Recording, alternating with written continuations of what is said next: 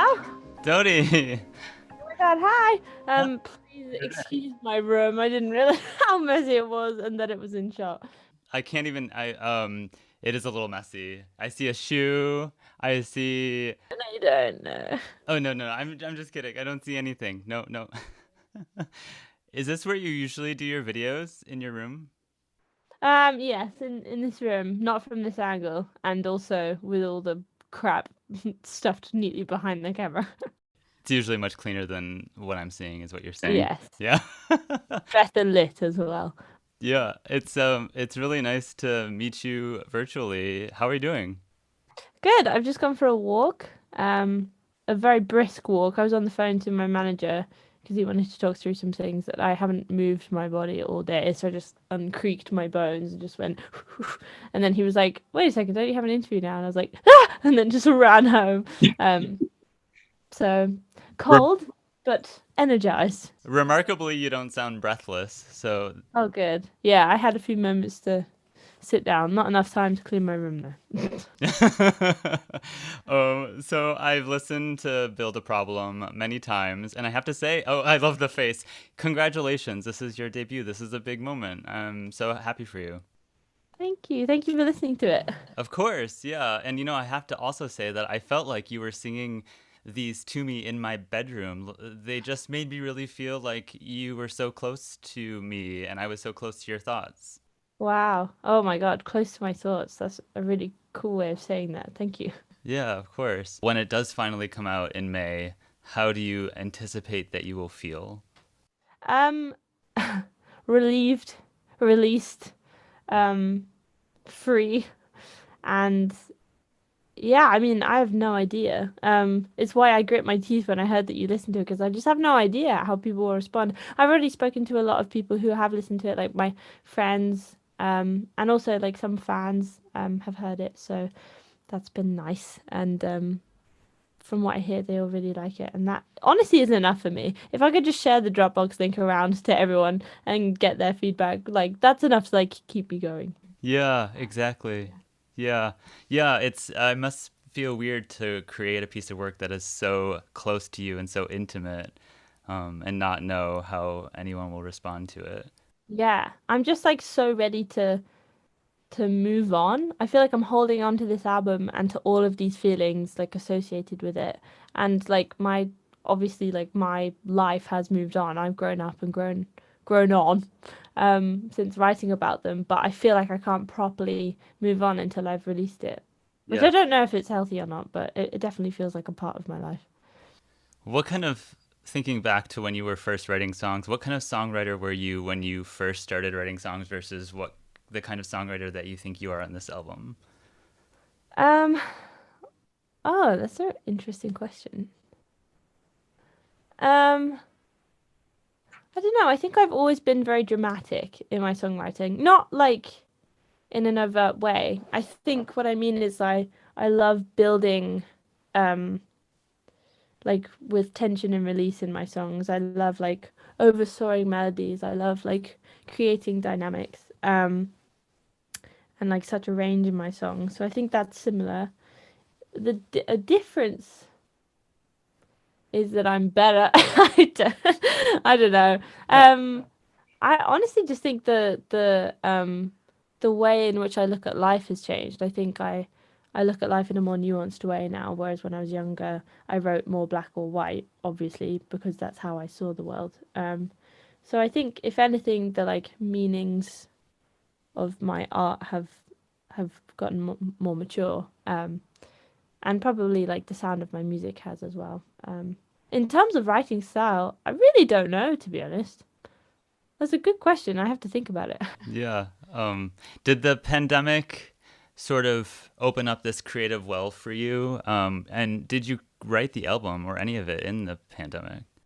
Um, yeah, I wrote half of the album in the pandemic, the deluxe side, and all of those songs. I was uploading them in the first wave, as it were, and I felt, yeah, definitely like creatively inspired. It gave me all of the time I needed and the space I needed to to start writing and finish all of these like little snippets of songs and tweak them and form them into like demos. Um, and then the next wave of the pandemic was the complete opposite, and I just sort of fell into a slump. But I think that's probably the same with everyone. I think just about anyone can relate to the sort of ebb and flow of life during the pandemic. Yeah. Yeah. Yeah.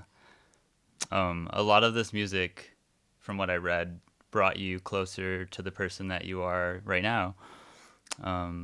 Did any of it help inform your sexuality or the discovery of new parts of your sexuality? Yes, great question.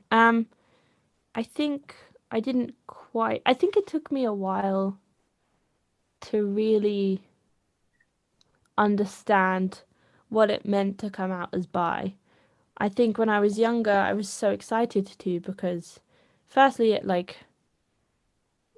it felt like a very exciting thing, and I wanted to rush it out and say it, and like get in with the crowd because I felt very kind of lonely and weird in it, and I wanted to immediately be a part of this community, and it felt good. And then I grew up, and I realized that all of those sort of inner biphobic um, workings of growing up where I did and the family that I did that I had and all of those things sort of caught up with me um, and I realized that it was a bit more difficult than I thought and that I had a lot more to work through and a lot more to understand about it and I'm still working through it. I'm still trying to understand and yeah, I mean everyone always says it that sexuality is complex as is gender as is everything in life but I think I'm only just beginning to understand what that means and still understand myself more.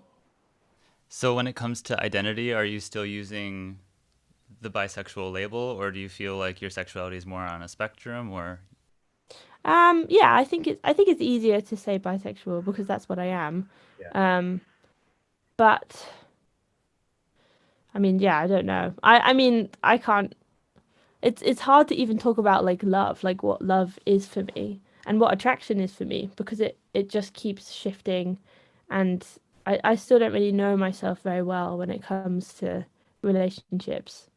So yeah, I just don't think I can like land solidly on talking about any of that. All I know is that I am bisexual, and that means something to me.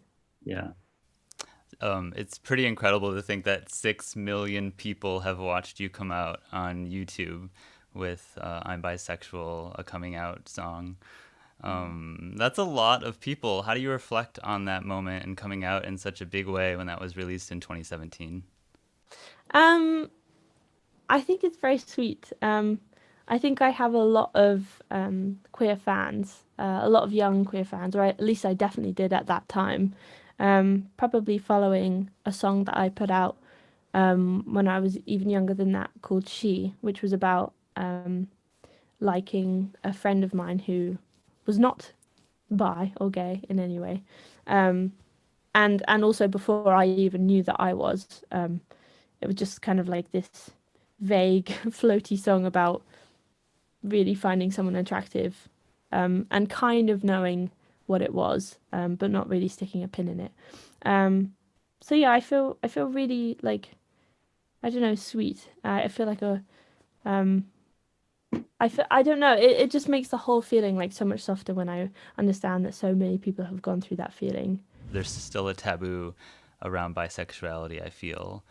Do you think we're past that? What is your personal experience with that? I think we're past it in a way, but I still think there's so much um, stigma inside that label, even. I don't know, like for example, people who, I mean, to be fair, like I see it talked about on like TikTok a lot, in a very nice way and in a comforting way, where people explore how you can be bisexual but still be in a straight relationship, um, and yeah, I don't know, just like all of the complexities that go, like you might find yourself attracted to men or women for like constantly for I don't know trauma reasons or different reasons and basically like your history doesn't like have to align with your orientation. It's just like a very confusing mess that I think people still um, don't understand because the world looks at things in a very strict, putting in boxes way, when really, of course, as everything is, it's more nuanced than that. Yeah, for sure. I feel like I was of a generation where that wasn't quite understood. Like you think, when I think of boxes now, the boxes are even less so than the boxes that I had to put myself in. It was like gay and straight. Um, and so I know, exactly, right? That's the face I I made. would have lost my mind. I don't know what I would have done if I had to choose. I mean, I still am because the inner biphobia is still there. Sometimes I lie in the bath and I'm like, oh, fuck, I think I'm gay. Like, oh, fuck. Like, I've been lying to everyone. I've been lying to myself. And then I'll be like, shit, I must be completely straight. I just love girls like everyone else. Like, oh God. Like, I still flip back and forth because we've all been brought up in this, like, either or world. And then as soon as I find the word bi again and I really understand what that means, I'm like, okay, everything's better now. Yeah, exactly. That's so funny. It's important to acknowledge like where that is coming from. That a lot of it has to do with forces that are beyond our personal makeup. Yeah, Yeah, so true. Just the way we were built. Yeah. exactly. I'm really interested in knowing a little more about your queer fans, because you have such a following. What kind of fans are they? Are they just, I imagine they're really loyal and they seem to be very infatuated with you. Yeah, they're very sweet. I mean, I haven't really come into contact with them for a while. For at least a year or so. But I mean, I've seen so many grow up kind of with me. I usually notice like ones mostly that are like about 5 years younger than me. Um, and that's been really interesting because I feel like almost not really the big sister because I don't want to give myself like that kind of responsibility, but I definitely see like people attaching meaning to my songs and then growing up and understanding those meanings more complexly as I do and as I did. Um, but yeah, they're just, I mean, they're so sweet. It's I get really emotional when I think about like how weird I felt as a teen or a kid, even just like a complete outsider and very dramatic and deep feeling. Um, and Yeah, okay. I'll say like I have a friend called Elle Mills. She's a YouTuber and she's really cool. Like, and you can tell her fans apart from mine because hers are like all the cool kids in school and mine are all of the like arty-farty fairies who are a bit weird. Um, and like I felt like I don't know, low in the hierarchy of school.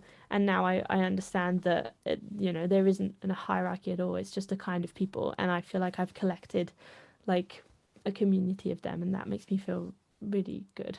Oh, that's really sweet. Do you have a name for these fans? Like Mariah has her lambs and Gaga has her little monsters. No, I don't think. I think I like toyed around with like doddlers and blah blah blah, but I don't know. I didn't want to like imply that we're an army or anything like that. So I think I don't know. It's I don't know. No, I don't think so. Just just people. I'm not sure. Yeah. What do you hope that your queer fans, feel when they listen to you, or what do you hope that they take away as far as you living so openly about, or in regards to your sexuality? Um, I think they. I would love for them to feel better about the complexity and the guilt of it all. I think there's a song. I think in both. Oh, in all songs, I don't really know how many exactly are about being queer. I'm sure it like floats in and out of all of my writing.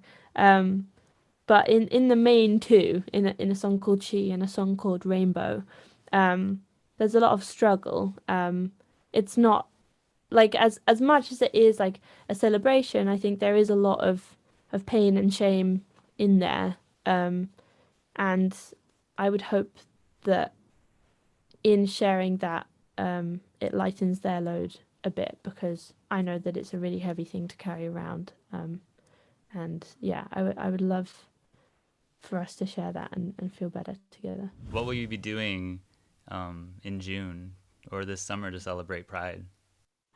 Um, God, I don't know. I don't know. I haven't even thought about it. Isn't that so weird? I think probably just connecting with people online. Uh, yeah, I don't know. Maybe I should work on that. Maybe, maybe Pride is something I should like partake a little bit more in.